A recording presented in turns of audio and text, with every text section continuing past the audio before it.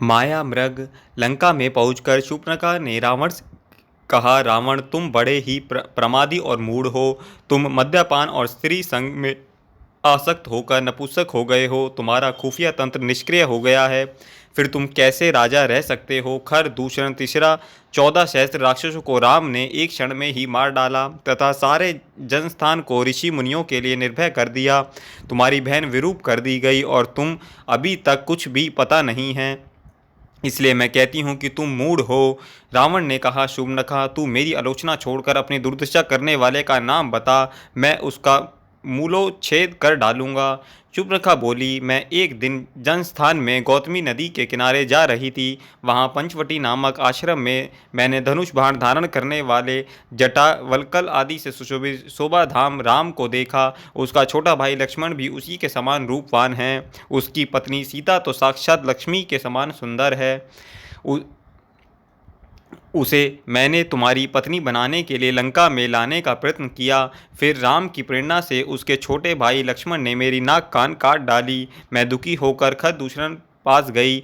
उन्होंने अपनी सेनापतियों एवं सेना सहित राम पर आक्रमण कर दिया, किंतु राम ने क्षण मात्र से ही सबका संहार कर डाला। यदि उसकी पत्नी सीता तुम्हारी भार्य बन जाए तो तुम्हारा जीवन सफल हो जाए। यह सुनकर रावण ने उसे सांत्वना देकर धैर्य बंधाया और चिंताग्रस्त होकर महल में चला गया। प्रातःकाल होने पर रावण ने सोचा, खरदूषण मेरे समान बलवान थे, उन्हें मारने की शक्ति ईश्वर को छोड़कर अन्य किसी में नहीं हो सकती। यदि संसार के पाप भार का हरण करने वाले ईश्वर का अवतार हो गया है तो उनसे वैर बढ़ाकर अपने उद्धार का मार्ग प्रशस्त करूंगा, क्योंकि मेरी इस तामसी देह से भजन होना संभव नहीं है। ऐसा सोचकर रावण अपनी योजना को कार्य रूप देने के लिए समुद्र के दूसरे तट पर निवास करने वाले मरीच के घर गया। रावण को देखते ही मरीच ने शीघ्रता से उठकर उसका आतिथ्य सत्कार किया और आने का कारण पूछा। रावण ने कहा, अयोध्या के राजा दशरथ के पुत्र राम इस समय दंडकारण्य पंचवटी नामक स्थान में अपने छोटे भाई लक्ष्मण और पत्नी सीता के साथ निवास कर रहे हैं। उसने मेरे भाई खर सहित 14 सहस्त्र निरपराध राक्षसों को वध करके दंडकारण्य के ऋषि मुनियों को निर्भय कर दिया।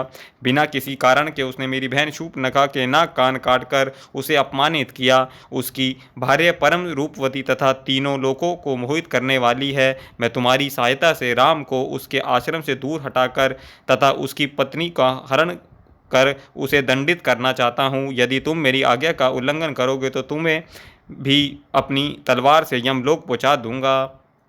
मरीच ने विचार किया कि यदि मैं इस दुष्ट के हाथों मारा जाता हूँ तो मुझे नरक होगा और श्री राम के हाथों मरकर मैं संसार सागर से पार हो जाऊंगा। यह सोचकर मारीच रावण के रथ पर चढ़कर पंचवटी आया और स्वर्ण मृग रूप धारण कर वह श्री राम के आश्रम के आसपास विचरण करने लगा।